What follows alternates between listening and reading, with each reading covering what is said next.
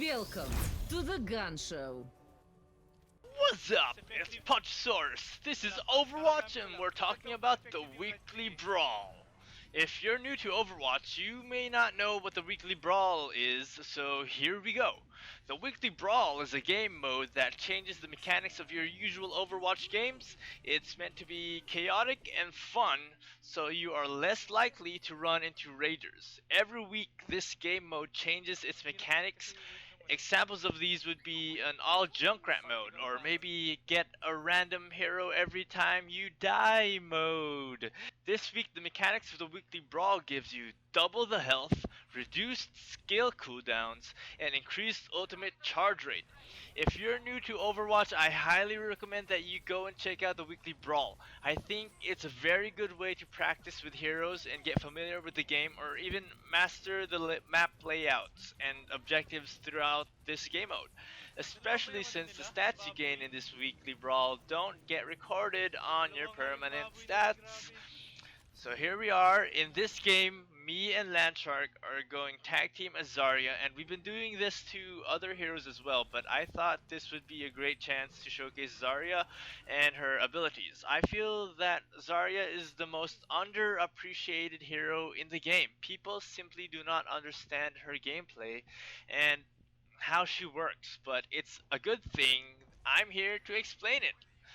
So first off, Zarya is a tank, a real one, but you need to play her right. She's not the kind of tank who can just sit in the middle of everything and live through it. Half of her health bar is composed of shield points, which means she can basically regenerate half of her health. Well, at least the shield half. So when you run out of that blue stuff on your health bar, that means it's time to fall back and regenerate that shit. And then of course she has a shield that can help aid her soak up some damage, which then brings us to Zarya's passive. Zarya has an energy generating thingy on her back. I don't know what it is, it's some sort of device. This is the same thingy that allows her to gain shields and give shields. So the passive on this thingy allows her particle cannon, the laser thingy, to grow stronger the more her shield absorbs damage. You can tell that her shield is gaining power by looking at your crosshair on your aim sight. A fully charged up particle cannon will have a full and fat circle. This is how you know your particle cannon has reached its maximum damage output. Now take note that this only takes effect on the particle cannon, the laser thingy, and not the energy grenade launcher. Now you're probably wondering, how do you absorb damage and attain maximum damage output? Well, you need to use your shields. Zarya has two shields, the particle barrier, which is at default the skill bound to your shift key, and then she has another shield called the projected barrier, which is bound to your E key.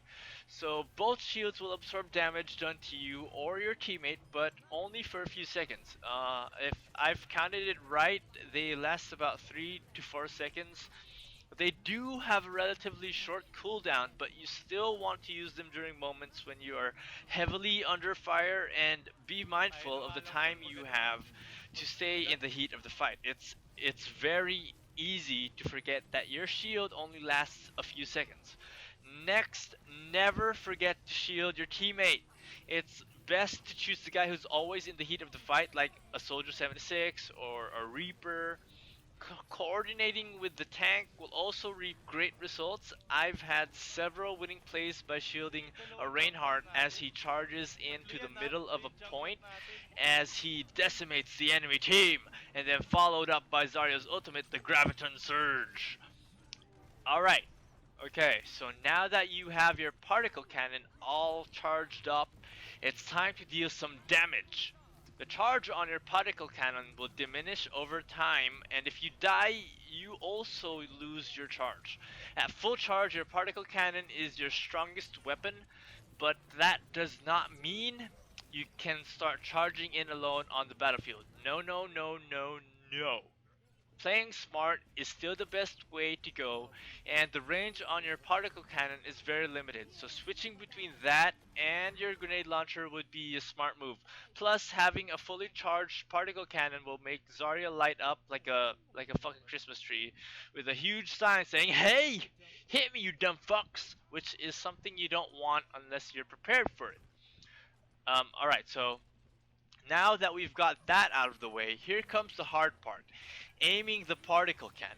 The cannon is a slim laser line and can be very difficult to aim. There's no way for me to tell you how to aim this, but I would suggest that you could move it side to side like you would a Gatling gun, as if you were doing a spray and pray maneuver. But that wouldn't be the most efficient way to deal damage. The only real advice I can give you guys is to practice with Zarya and get good at aiming her cannon. By the way, Zarya's shield has no damage absorption limit except for the limited amount of time that it can be activated. So this means that you can virtually absorb any amount of damage. If you get pulse bomb, activate the shield. If you get Junkrat tired heading your way, activate the shield. If a mecha is about to explode, time it well and activate the shield. You can even survive through Hanzo's dragon if you time it well. So timing is of the essence here.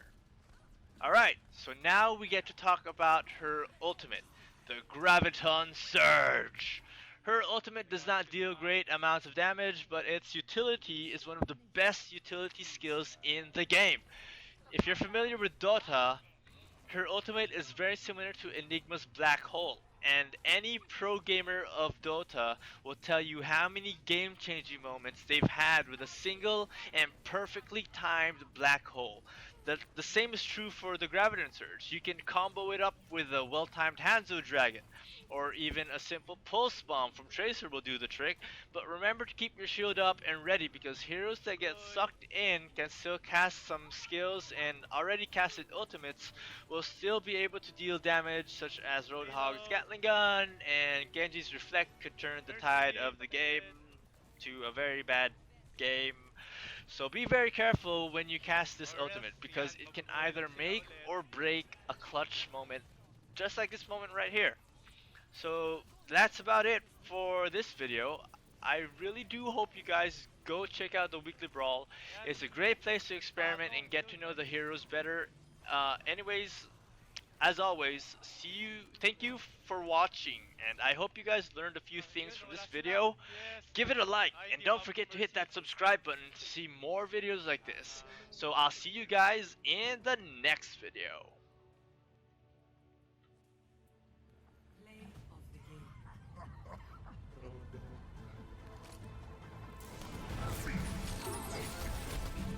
Tagal nga yung vacuum eh, no?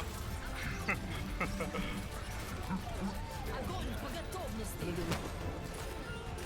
Огонь по готовности!